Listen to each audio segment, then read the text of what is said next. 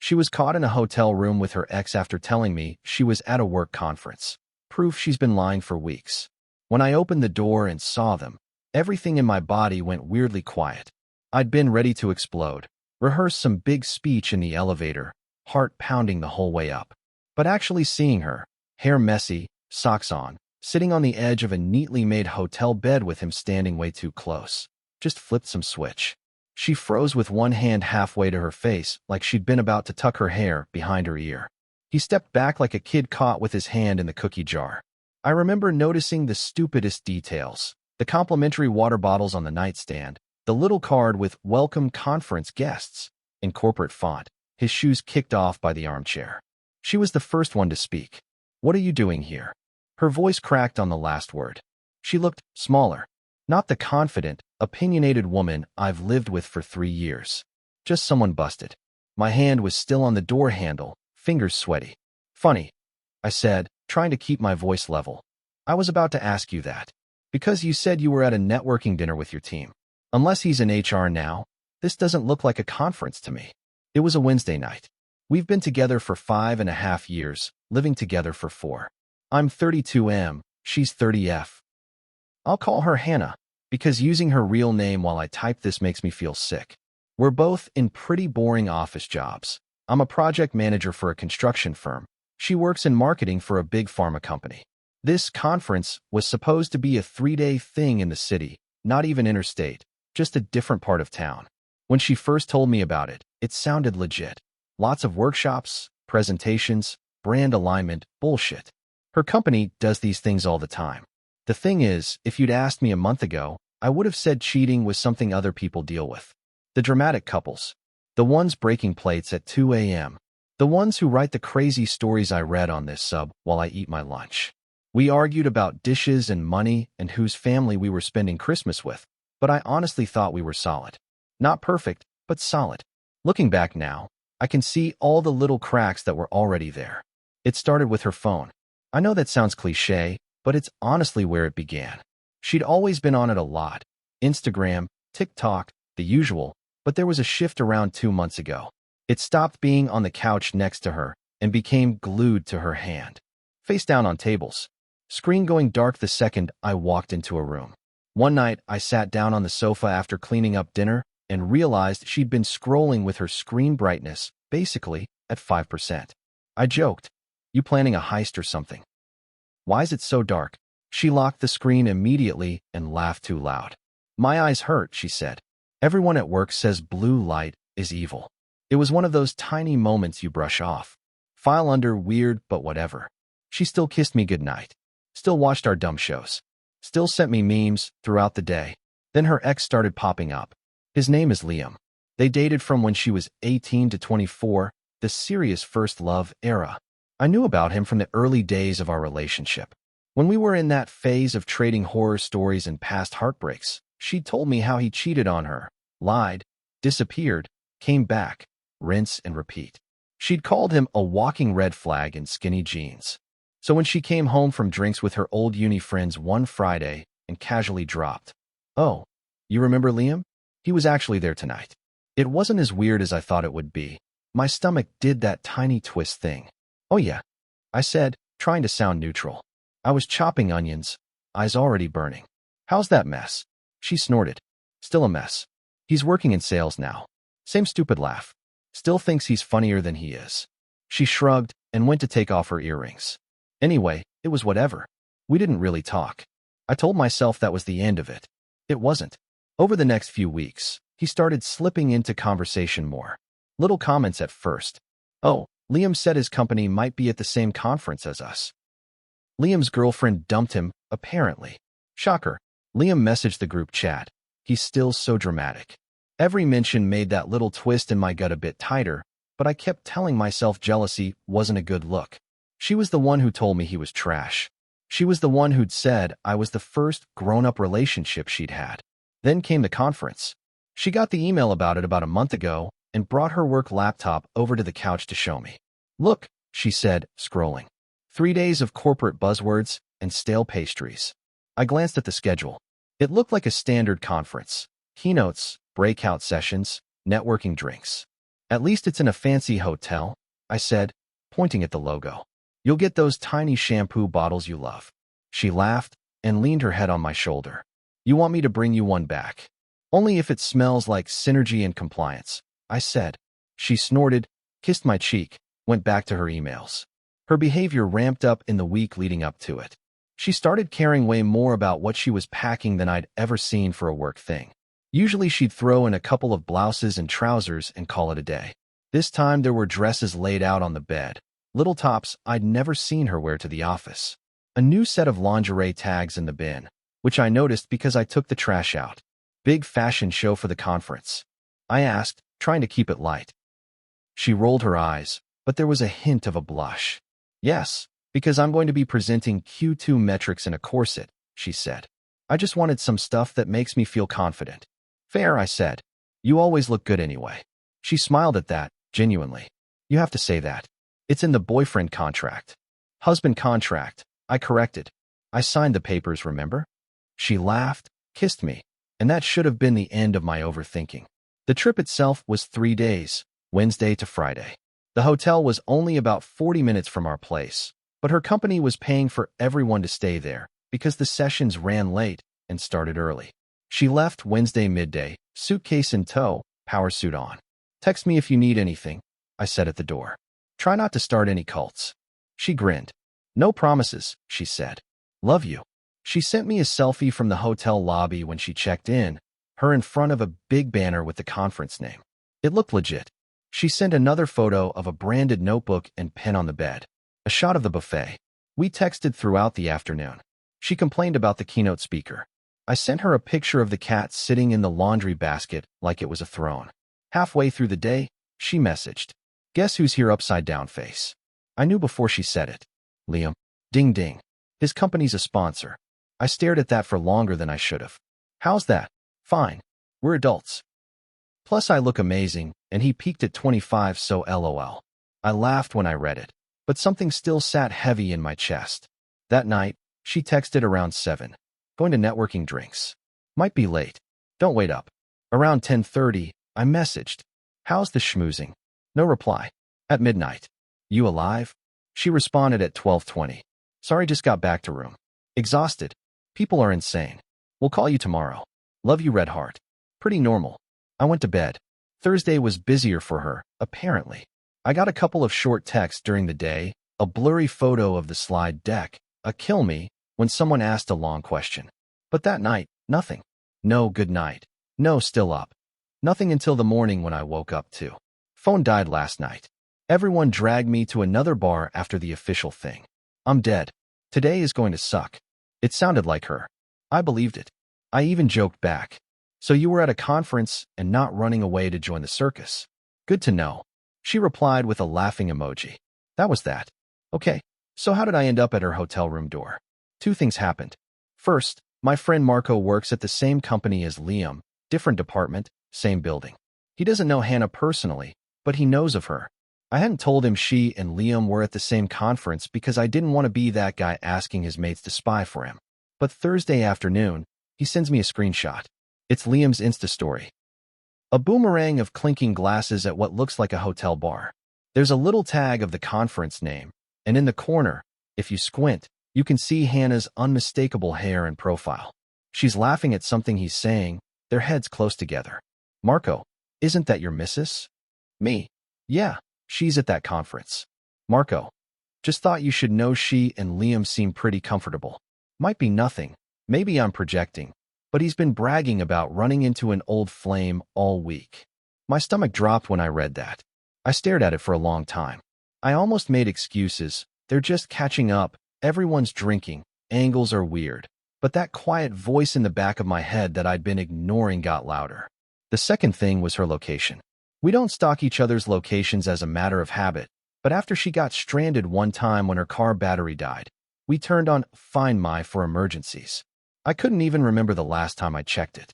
That night, around 9:30, sitting on the couch by myself with too much time and not enough evidence, I opened it. Little bubble with my face on our street. Little bubble with hers, not at the conference center. Not at the hotel attached to it. A different hotel, 10 minutes away. I zoomed in. The map wasn't wrong. The name was right there, a smaller, boutique hotel I recognized because a coworker had their wedding there. My first thought was glitch. My second was maybe her company moved them for some reason. My third was you are lying to yourself. I called her. It rang out. I texted, "How's the conference dinner?" 10 minutes. No response. I can't fully explain what made me grab my keys and get in the car. Part of me wanted to prove myself crazy. To show up, see nothing, feel stupid but relieved, come home and never mention it. Another part already knew. I felt like I was watching myself from above, going through the motions while this heavy dread settled in my gut. The drive took 35 minutes. My hands were sweating on the steering wheel. I kept rehearsing lines in my head, casual ones, angry ones, ones where I pretended it was all a big joke. I parked a block away from the boutique hotel and walked the rest of the way because suddenly the idea of pulling into the driveway felt too dramatic. The lobby was quiet, polished floors, soft lighting, that expensive hotel smell. I went up to the front desk and said her name. The receptionist smiled politely. "Yes, she's in room 413. I stood there for a second too long. The receptionist's smile faltered like she'd suddenly realized she'd given the wrong person a nuclear launch code. "Do you want me to call up?" she asked. "No," I heard myself say. "It's fine. I've got a key." I didn't, but the lie came out easy, probably because I'd been on the receiving end of so many lately. The elevator ride up felt like the longest of my life. My heart was pounding, my ears were ringing, my face felt hot. Part of me hoped she wouldn't be there, that I'd open the door and find an empty room, some explanation. I knocked once. No answer. I knocked again, harder. Finally, I heard movement. A muffled voice. The door chain sliding. Then the door opened halfway. Hannah's face appeared in the gap, and I watched realization slam into her like a car crash. "Jake?" she whispered. "Open the door," I said. What are you?" "Open the door." She closed it again, and for a second I thought she might actually lock it properly and just not let me in. But then the chain rattled, and the door swung open. And there he was, Liam, standing by the little round table with that same smug half-smile from the Insta story frozen on his face. Shirt unbuttoned, one more than I ever want to see again. Everything after that is kind of a blur broken into sharp little fragments. Me saying the line about the conference, her stammering some bullshit about just catching up, and everyone else left, and we were just talking. Him muttering he should go, like he was doing us a favor. I remember turning to him and saying, very calmly, "Yeah, you should." He grabbed his jacket, snatched his phone off the table, and shuffled out past me without making eye contact. I had to physically stop myself from shoulder-checking him into the door frame. I'm not a fighter. I've never hit anyone in my adult life. But there was this weird, animal urge to make him feel even a fraction of the hurt that was ricocheting inside my chest. When the door closed behind him, it was just us. The room suddenly felt way too small. She sat down on the edge of the bed. I stayed standing. "Are you going to say anything?" she asked, voice tiny. "I think you've done enough talking for both of us," I said. "Start with why you're in this hotel and not the one your company booked." She stared at the carpet. We moved," she said. "Some of us. After the first night, a few of us realized the conference hotel was crap, so we booked rooms here instead. Split the cost." "Right," I said. "And by a few of us you mean you and Liam." She didn't argue. "And all those nights you were too tired to call, or your phone died." I continued. "That was when you were what exactly?" "Nothing happened the first night," she said quickly. "I swear. We just talked. We were in the bar with other people, and then it got late, and—" "How long has this been going on?" I cut in. Silence. "Hannah." She took a shaky breath. "We started talking again properly a couple of months ago," she said. "After that uni drinks thing. He messaged me on the side. At first it was just catching up. Then it got more." "More what?" I asked, even though I knew. "More flirty," she muttered. "Stupid. I kept telling myself it was just online. It wasn't a big deal. I'd never actually, And then when I found out he was going to be at the same conference, it felt, I don't know, like the universe was telling me something." I laughed then, not because anything was funny, but because the universe had just become her accomplice. "So the universe booked this hotel room?" I said. "No," she snapped. "I did. I know. I messed up. We drove home separately. I couldn't be in the same car as her. I sat in my car for 10 minutes in the hotel car park, trying to slow my breathing down enough that I wouldn't crash. When we got back to our place, the lights we'd left on in the hallway that morning looked obscene, like we'd set a stage for the worst night of my life. We talked, if you can call it that, until 3 a.m. in our kitchen. It felt surreal, sitting at the same table where we'd talked about grocery lists and weekend plans, now dissecting her affair like it was a work project. She insisted it had only gotten physical at the conference, that all the weeks before that had been just messages. I opened her texts and saw chat logs that told a different story, sexual comments, emotional confessions, late night, I still think about us. It didn't matter to me that they hadn't physically touched before. She'd left our relationship months ago in her head. The hotel room was just the receipts. The thing that messed with me most wasn't even the cheating itself. It was how easily she'd lied. The morning she left for the conference, she'd stood in our doorway, looked me in the eyes, told me she loved me, and then spent 3 days building a little alternate reality in that hotel. Drinking with him, sharing a bed with him, probably laughing with him at the same stupid jokes she used on me. She cried. A lot. I hate myself, she kept saying. I don't know why I did it. I love you. I still love you. I wanted to feel something different. I wanted to know I was still desired. It sounds so shallow when I say it out loud, but it's true. Was I not enough? I asked at one point, because apparently I wanted to inflict extra pain on myself. She shook her head violently. This isn't about you not being enough, she said. You've always been stable. Kind. You're home. That's what made it so easy to think I could just have this little thing on the side, and then come back to you like nothing happened. So you treated me like a safety net, I said. She flinched. That's not what But it's what you did, I said. We went round and round in circles. She offered to go no contact, to change jobs, to go to therapy, to show me her phone whenever I wanted, to cut up her credit cards, to do literally anything to fix it. I didn't have an answer for her that night. My brain was too fried. I slept, if you can call it that, on the couch while she sobbed in the bedroom. At 5 a.m. I woke up with a crick in my neck and this horrible sense that my life had split into before and after some time between the hotel room and now. That was 3 months ago. Since then, we've done the ugly stuff. Separate therapy, joint therapy, long, painful conversations, silent dinners, nights where we tried to act normal and ended up sitting on opposite sides of the couch, scrolling our phones and pretending we weren't thinking about the same thing. People ask why I didn't just leave immediately. I've asked myself the same question. I think part of it was shock. Part of it was sunk costs. 5 years is a long time. Part of it was that horrible thing no one likes to admit. I still love her. I loved her as I watched her delete Liam's number. I loved her as she sat in front of our therapist and said, I was selfish and cruel, and I don't know how I became that person. But I also hate what she did. Those feelings happily coexist and fight each other every day. The thing my therapist keeps coming back to is trust. Can I actually imagine a version of our marriage in which I trust her again? Not just where I say the words, but where I don't feel my stomach drop every time she says, I have a work thing. Right now, honestly, I can't. I tried for a bit. I monitored. I checked her phone with her permission, which felt gross for both of us. I checked her location in quiet moments like an addict sneaking a hit. It didn't make me feel safer. It made me feel like a prison warden. Last week, I told her I wanted to separate. We sat at that same damn table. I'm starting to hate this table. And I said, I don't know if this is forever, but I know I can't keep living like this right now.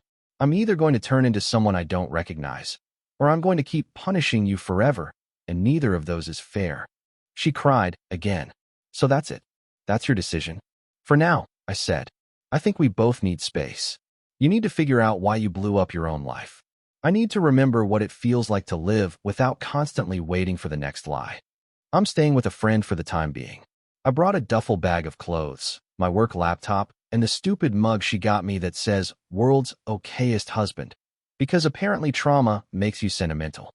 I don't know what will happen long term. Maybe we'll sign divorce papers in a year. Maybe we'll somehow rebuild something.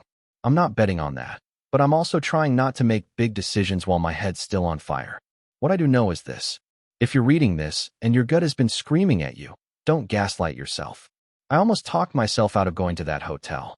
I almost accepted phone died as an explanation forever. I'm not saying everyone is cheating. I'm saying your discomfort means something. She told me she was at a work conference. The hotel room, the ex, the weeks of late-night messages I wasn't supposed to see. Those were the proof that work had become the cover story for an entire second life. Now I'm trying to build a new one for myself. Without conference badges, without surprise hotel rooms, and hopefully, one day, without the constant feeling that the floor might vanish beneath my feet at any time.